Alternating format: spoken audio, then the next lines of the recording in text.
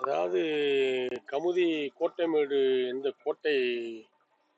கோட்டை வந்து வெள்ளைக்காரர்களுக்கு சிம்ம சொப்பனமாக வீரபாண்டிய கட்டபொம்மன், மன்னர் சேதுபதி, முக்கிய தலைவர்கள்லாம் மன்னர்கள்லாம் இங்க தங்கி போயிருக்காங்க. வெள்ளைக்காரர்களை எதிர்த்து போர் புரிஞ்சிருக்காங்க. இது கமுதியை சுத்தி 9 கோட்டை வாசல் இது மாதிரி இருந்திருக்கு. அதுல 8 காலப்போக்குல வெள்ளத்தால் மலை சீற்றத்தால் அழிஞ்சிருச்சு. இது ஒண்ணுதான் இன்னைக்கு இருக்கு. இதனுடைய அற்புதம் என்னன்னு கேட்டா, ஒரு 6 அடி 7 அடி அகலத்துக்கு சுடு மண்ணால,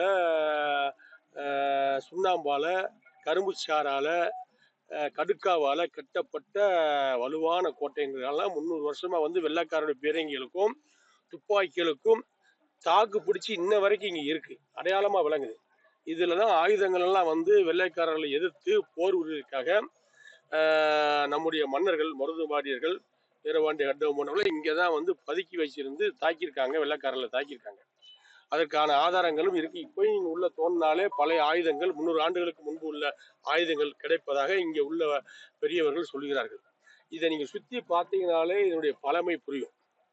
இந்த கோட்டை முனீஸ்வரர் பக்கத்துல இருக்காரு. இந்த முனீஸ்வரர் தான் இந்த கோட்டையை காப்பாற்றினாருங்கிற ஒரு ஐதீகம் இந்த பகுதி மக்கள் மத்தியில இருக்கு. இதை நம்முடைய தொல்வியல் துறை இதை பராமரிக்கணும். அதை இருக்கிற கோட்டைகளை பராமரிச்சா வருங்கால இளைஞர்களுக்கு இந்த கோட்டையினுடைய வீரமும் மகத்துவமும் வருங்கால இளைஞர்களுக்கு, படிக்கின்ற மாணவர்களுக்கு ஒரு தைரியத்தையும் சுதந்திர வேட்கையும் சுதந்திர எண்ணத்தையும் உருவாக்குவதற்கு இது ஒரு அடித்தளமாக இது போன்ற கோட்டைகள் பயன்படும். ஏன்னா இங்கிருந்து மீனாட்சி அம்மன் கோயிலுக்கு போகக்கூடிய அளவுக்கு இந்த பகுதியில ஒரு சுரங்கம் இருந்திருக்கிறது. அந்த சுரங்கம் இப்போது அடைபட்டு இருக்கிறது.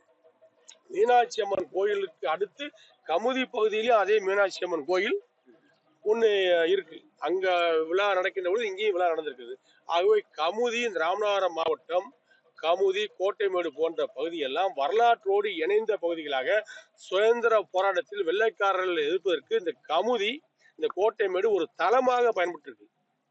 இந்த கோட்டையில் இருந்துதான் நம்முடைய இந்திய மன்னருடைய, நம்முடைய தமிழக மன்னருடைய இராணுவங்கள் பாதுகாப்பாக இருந்து ஆயுதங்களை வைத்திருந்து வெள்ளைக்காரர்களை தாக்கியிருக்காங்க. ஆகவே இந்த கோட்டை பாதுகாக்கப்பட வேண்டும். தமிழக அரசு உடனடியாக அதற்கான பணிகளை அதிமுக ஆட்சியில, அம்மாவுடைய ஆட்சியில, எடப்பாடி ஆட்சியில பல்வேறு சின்ன சின்ன பணிகள்லாம் நடந்திருந்தது. அதுக்கு முன்பு ஆட்சி மாற்றம் வந்திருக்கிறது. இந்த படிகள் அந்த இதெல்லாம் பாரம்பரிய அந்த பழமை மாறாமல் இதெல்லாம் அமைக்கப்பட்டிருக்கிறது. இப்போது இருக்கின்ற திமுக அரசு இதை கையில் எடுத்து இதை ஒரு மக்கள் பார்வையிடக்கூடிய, இளைஞர்கள் பார்வையிடக்கூடிய ஒரு தளமாக மாற்ற வேண்டும். அது இளைஞர்களுக்கு சுதந்திர வேட்கையை உண்டாக்கும். இப்ப சேதுபதி மன்னருடைய இடம், வீரபாண்டிய கட்டபொம்மனுடைய கோட்டை, பூலித்தேவனுடைய கோட்டை, மருதுபாண்டியருடைய ஆண்ட வரலாறு, வீரமங்கை வேலுநாச்சியார் ஆண்ட வரலாறுலாம் தெரிஞ்சுக்கிறதுக்கு காரணம், அதுபோல் நம்மளும் வர வேண்டும் என்ற ஒரு உத்வேகம், நாட்டின் மீது பற்றும் பாசமும் இளைஞர்களுக்கு வர வேண்டும் என்று சொன்னால் இது போன்ற பழமையான கோட்டைகளை பாதுகாக்க வேண்டும். அதை அரசு தான் செய்ய வேண்டும். கட்சியிலிருந்து நிரந்தரமா நீக்கிக்கிறாங்க. அரசு பொறுத்தமட்டில், காவல்துறையை பொறுத்த மட்டும் காவல்துறை இதுல கடுமையான நடவடிக்கை எடுத்தா இருக்காங்க.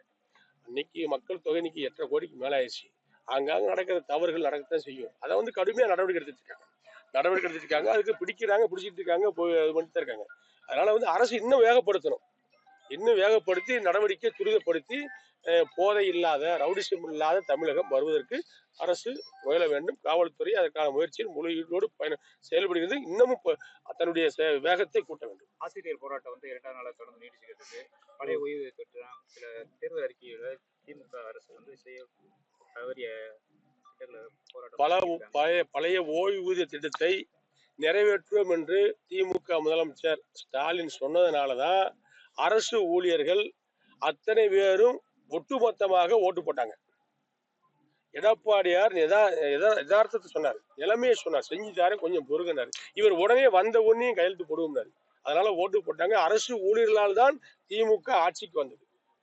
சிறுபான்மை மக்களாலும் அரசு ஊழியர்களாலும் இந்த ஆட்சி வந்தது. இன்றைக்கு அரசு சிறுபான்மை சமுதாய மக்களும் போராடுகிறார்கள், அரசு ஊழியர்களும் போராடுகிறார்கள். ஆகவே யார் ஏமாற்றப்பட்டார்கள் என்பது, ஏமாற்றியவர்கள் யார் என்பது அரசு ஊழியர்களுக்கு தெரியும், சிறுபான்மை மக்களுக்கும் தெரியும். அரசு ஊழியர்களுக்கு கோரிக்கை நிச்சயமாக அதிமுக ஆட்சி, எடப்பாடியார் முதலமைச்சர் வருகின்ற பொழுது கனிவோடு பரிசீலித்து அதை நிறைவேற்றுவதற்கு பாடுபடுவார். மத்திய அரசு பட்ஜெட்ல தமிழகத்துக்கு ஒதுக்கீடு பண்ண பெயர் கொடுக்கிறதுன்னு சொல்றாங்க. பேரு நிதி ஒதுக்கீடு போதிய அளவு அதை நான் ஏற்கனவே சென்னையில கேட்ட செய்தியாளர் சந்திப்பிலே சொல்லியிருக்கேன். தமிழகத்துக்கு தேவையான நிதியை மத்திய அரசு ஒதுக்க வேண்டும். தமிழ்நாடு என்பது உலகத்தினுடைய தென்கோடி எல்லை, தென்கோடி பகுதி. இது கன்னியாகுமரி தான் நம்முடைய உலகத்தின் தென்கோடி எல்லை. தமிழகத்தின் எல்லை மட்டும் கிடையாது, இந்தியாவின் எல்லை மட்டும் கிடையாது, உலகத்தினுடைய தென்கோடி எல்லை இதுதான். இங்க பாதுகாப்பு காரணங்களுக்காகவும் பல கடலோர காவல் படை எல்லாமே இங்க இருக்கு.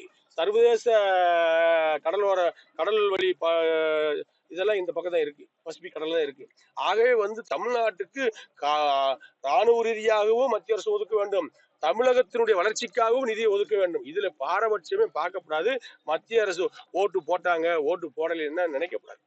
இதை ஒதுக்கிக்கணும். ஒதுக்காதது மத்திய அரசுடைய தவறு. ராமநாதபுரம் மாவட்டத்துல குறிப்பா கமுதி முதலமைச்சர் கடாரி விவசாயிகளுக்கு கடந்த அதிமுக ஆட்சியில் காவிரி வைகை குண்டாறு நிதி ஒதுக்குனாங்க. ஆனா இந்த திமுக ஆட்சி அதை நடைமுறைப்படுத்தல, அப்படியே கிடப்புல போட்டுருக்காங்க. நிதி ஒதுக்கி விவசாயிகள் தொடர்ந்து கோரிக்கை வச்சுட்டே இருக்காங்க. அதனால அந்த மாதிரி அது பண்றாங்க. அது அதிமுக சார்பில் இல்ல, எடப்பாடியார் முதலமைச்சராக இருக்கும்போது காவேரி வைகை குண்டாறு இணைப்பு என்ற ஒரு திட்டத்தை தீட்டி அதற்காக முதல் கட்ட நிதியை ஒதுக்கி அடிக்கல் நாட்டி பணியை துவக்கி வைத்தவர் அன்றைய முதலமைச்சர், அன்றைய எதிர்க்கட்சி தலைவர் அதிமுக பொதுச் செயலாளர் எடப்பாடியார் அவர்கள். அந்த பணி நடந்துகிட்டு இருந்துச்சு. அதற்குள்ள ஆட்சி மாற்றம் வந்த உடனே அந்த பணி இப்ப நிறுத்தி வைக்கப்பட்டிருக்கிறது. அதுக்கு பணம் ஒதுக்கப்படவில்லை, அது உண்மை. அதனால் அந்த திட்டம் நிறைவேற்றினால் 3 ஆண்டுக்குள் நிறைவேறி இருந்தால் ராமநாதபுரம் மாவட்டம், விருதுநகர் மாவட்டத்துடைய அருப்புக்கோட்டை தொகுதி, திருச்சுழி தொகுதி, இந்த பகுதியெல்லாம் அருமையான ஒரு குடிநீர் பிரச்சனை இல்லாத ஒரு பகுதியாக, விவசாயம் நிறைந்த ஒரு பகுதியாக மாறி இருக்கும். அதற்காக தொலைநோக்கு திட்டத்தோடு அதிமுக ஆட்சியில எடப்பாடியார் முதலமைச்சராக இருக்கின்ற பொழுது ஆரம்பிக்கப்பட்ட திட்டம்தான் காவேரி வைகை குண்டாறு இணைப்பு திட்டம். அதற்கான பணிகள் அதிமுக ஆட்சியில் எடப்பாடியாரால் துவக்கி வைக்கப்பட அதில் நானும் கலந்து கொண்டேன். இப்போது அந்த பணி நிறுத்தி வைக்கப்பட்டிருக்கிறது. அதற்கு மேற்கொண்டு பணத்தை ஒதுக்கவில்லை. ஆக இந்த உடனே செய்ய வேண்டும். அரசு இதை செய்தால், அதிமுக கொண்டு வந்த திட்டம் என்று பார்க்காமல் அரசு இதை நிறைவேற்றினால் ஒட்டுமொத்த தென் மாவட்டங்களுக்கு, மதுரை, திருச்சி, புதுக்கோட்டை, விருதுநகர், ராமநாதபுரம் போன்ற மாவட்டங்களுக்கு குடிநீர் பற்றாக்குறை தீரும், விவசாயங்கள் செய்வதற்கு தேவையான தண்ணீரும் கிடைக்கும். ஆகவே அரசு உடனடியாக செய்ய வேண்டும். சசிகலா